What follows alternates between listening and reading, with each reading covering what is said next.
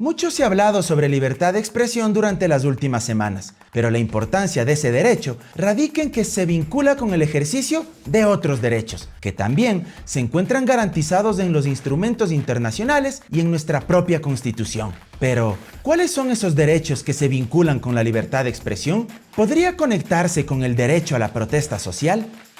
Hola, soy Mauro Cabezón Andino y hoy vamos a echarle cabeza a este asunto.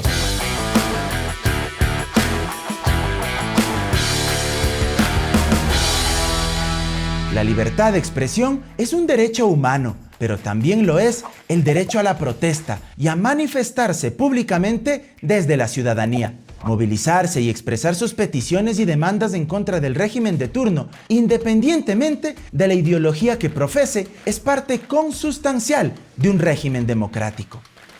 Reflexionemos. Si la libertad de expresión sirve para que los comunicadores, líderes de opinión, activistas sociales, políticos o académicos exterioricen sus críticas y propuestas ante la sociedad, sin duda alguna, las movilizaciones populares sirven para exactamente lo mismo. ¿O acaso las masas populares que se expresan en las calles, avenidas y plazas públicas tienen el mismo espacio que los actores aquí enunciados en los distintos medios de comunicación? No lo tienen. Y no necesariamente porque los medios hegemónicos les cierren las puertas de sus noticieros, paneles de discusión o programas de entrevistas. Aunque claro, también existe selectividad y discrecionalidad en ciertos medios para decidir a quién le dan micrófono y pantalla y a quién no.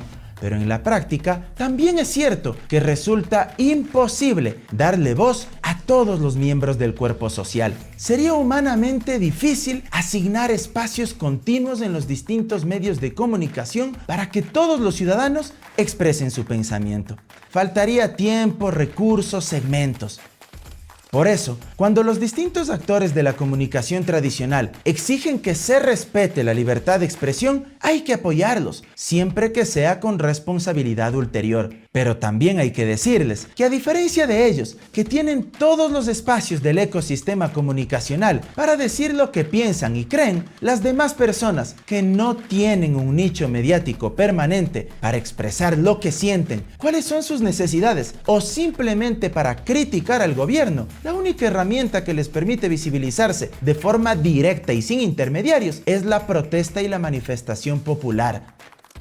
Es esa acción colectiva la que permite al pueblo transmitir de primera mano y a viva voz su posición frente a los asuntos públicos. Le permite expresar su aceptación o desacuerdo sobre la economía del país, contarnos si su familia tiene o no para comer, si sus hijos han accedido o no a la universidad, o si sus derechos laborales son o no respetados. La protesta pacífica permite evidenciar muchos problemas que a veces son ocultados por el poder de turno o no son abordados a profundidad por aquellos actores que mantienen el control monopólico de los medios de comunicación.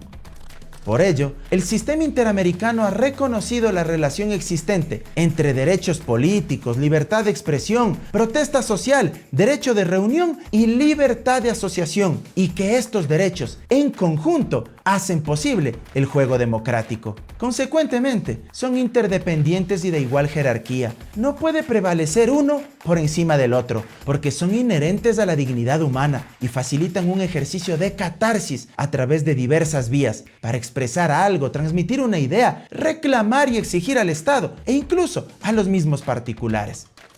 En nuestra región, la protesta constituye una forma de participación para influir en los asuntos públicos y enfrentar las enormes desigualdades estructurales que nos flagelan. La Relatoría para la Libertad de Expresión de la CIDH ha señalado que los sectores más empobrecidos de nuestro continente confrontan políticas y acciones discriminatorias y cuentan con incipiente acceso a información sobre medidas que afectan cotidianamente sus vidas, y los canales tradicionales de participación a los que deberían acceder para hacer públicas sus demandas se ven muchas veces cercenados. Dicho esto, el presidente Lasso se equivocó al amenazar con cárcel indefinida a aquellos que protesten contra su gobierno. Pero aquellos a los que apenas con 40 días o 45 días de gobierno amenazan con paros y amenazan con el cierre indefinido de carreteras, pues les espera un tiempo indefinido en la cárcel. Las demandas de los arroceros y bananeros eran legítimas y formaron parte de las ofertas de campaña del entonces candidato Lasso. Y yo me comprometo a eso, porque cuando uno ve la realidad socioeconómica del campo, uno adquiere un compromiso con la familia agrícola, ganadera del Ecuador y dice, no les voy a fallar. Yo voy a defender sus intereses aplicando precios de sustentación que se respeten durante toda la época del año. En buena hora se llegó a un acuerdo. El presidente debe comprender los conflictos sociales no como amenazas o insurgencia, sino como la oportunidad para demostrarnos que puede procesar las diferencias democráticamente. Los liderazgos no se miden por la fuerza con que reprimen a sus críticos y adversarios, sino por la capacidad para persuadirlos y convencerlos que sus propuestas gubernamentales son correctas. El Estado ecuatoriano tiene la obligación de garantizar la protesta social pacífica y no coartarla. Existen estándares del Sistema Interamericano de Derechos Humanos donde se indica que cualquier tipo de control estatal a las manifestaciones deben marcarse en el uso progresivo y como último recurso de la fuerza. Uno de los grandes problemas en Ecuador es que todos nuestros gobernantes eran defensores de los derechos humanos mientras estaban en campaña, pero llegaron al poder y el derecho a la protesta les resultó incómodo, desestabilizador y alterador del orden público, sin entender que en la mayoría de casos, movilizarse es la única alternativa para los grupos históricamente discriminados, pauperizados o en condiciones de marginalidad.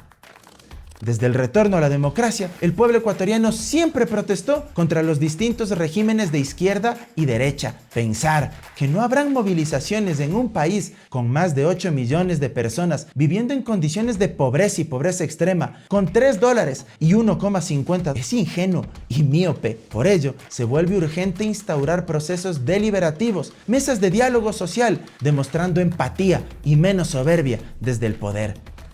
El Ecuador del encuentro debe pasar del verso y la retórica a la acción. La sociedad no es homogénea y en ella confluyen los más diversos intereses y valores de disenso, oposición, denuncia o reivindicación. Es el momento de hacer política de verdad y eso pasa por procesar y resolver los problemas de la sociedad, no por actuar toscamente a la brava o hacer solo TikToks. Si en tu casa, la cabeza de tu familia, ante el más mínimo atisbo de insatisfacción o reclamo, te amenaza con botarte a la calle, castigarte o encerrarte en tu habitación, ¿cómo reaccionarías? ¿Se amortiguaría el conflicto o se encendería la mecha de la frustración y el resentimiento? El derecho a defender los derechos es de todos, tanto de los que protestaban contra un gobierno de izquierda como de aquellos que legítimamente decidan protestar contra un gobierno de derecha. Hasta la próxima.